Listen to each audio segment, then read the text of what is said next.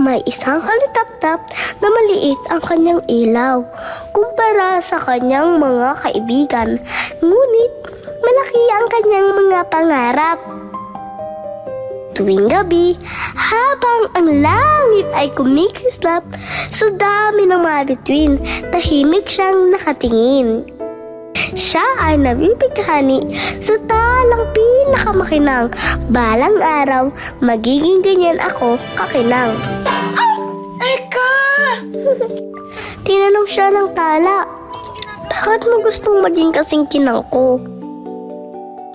Pinagtatawanan ako dahil maliit lang ang ilaw ko. Ayoko yan. Ang sabi ng tala, please. Hindi kailangan maging kasing laki ko para ikaw ay maging reyna.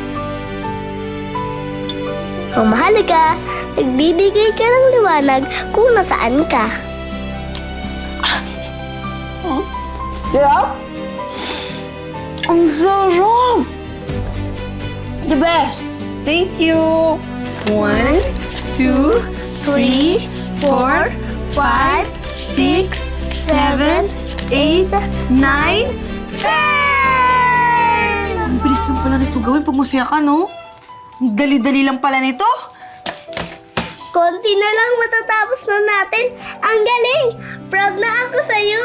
Idol na kita! Totoo ba? Kung idol mo talaga ako, hug mo nga ako.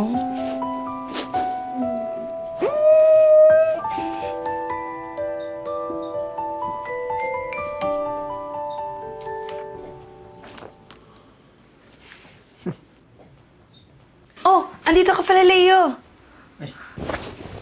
Ikaw na naman! Eka, pumasok ka muna doon sa kwarto. Usapang pang matanda to. Saka muna, ha? Ito pa rin? Anong gagawin mo dito? Kwentong pambata. Walang pera dito, Erika. Unlike romance novel, malaki pera dun. At kung nagkataong sumikat ka, alam mo, malaki chance na gawin nilang movie ang mga novel mo. Hindi mo ba naiisip yun, Erika? Hindi na nga ako masaya sa pinapagawa mo, Leo. Wala na akong magawang kwento. Leo, hindi madali mag-please ng mga readers. Saksi ka sa lahat ng hirap ko para magustuhan ng mga tao, di ba? Hindi na nga ako masaya. Lahat ng pinapagawa mo sa akin, hindi na ako masaya. Di ba pwedeng piliin ko naman yung sarili ko ngayon? Okay, sige.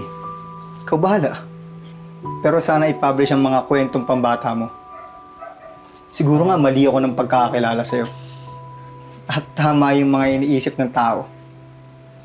Alam mo, quit ka na lang.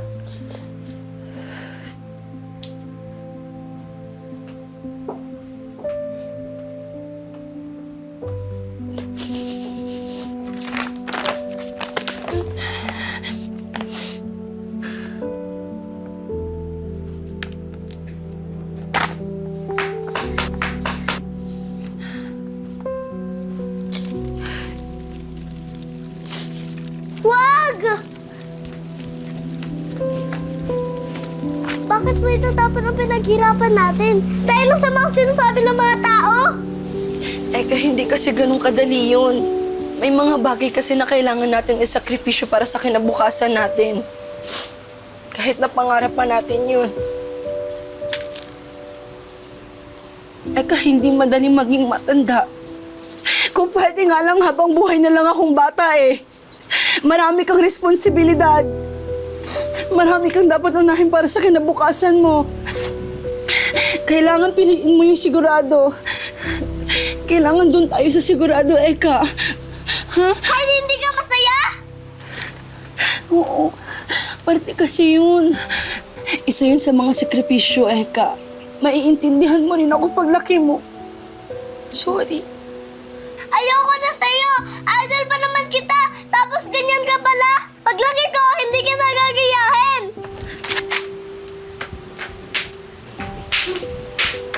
Eka!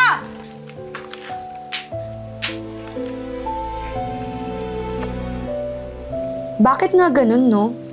Habang tumatanda tayo, nakakalimutan natin paano maging masaya. Masyado tayong focus sa future natin to the point na nakakalimutan na natin yung totoong pakiramdam ng masaya.